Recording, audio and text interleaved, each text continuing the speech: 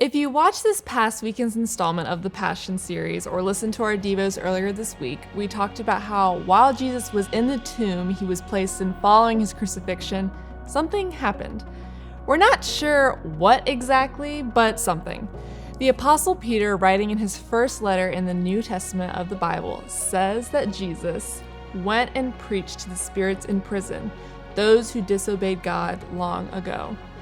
Pastor Jim explained who Satan is in relation to the spirits Jesus preached to that day. The Bible teaches that the enemy known as Satan, amongst other names, is nowhere near as powerful as God.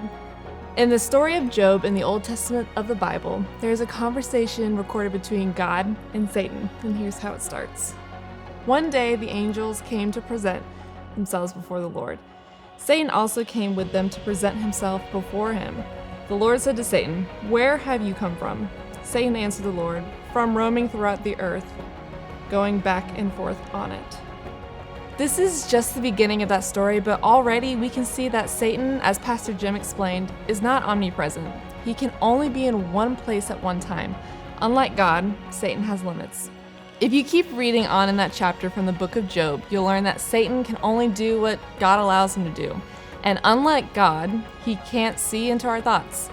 This is important to understand for our own lives. When we start letting the enemy have a hold on us, when we start to listen to the voices that are not of God telling us that we're not good enough or not worthy enough, when we start to face temptations that we feel are too great to overcome, we need to remember that we have a God who stands over and above anything that Satan is telling us.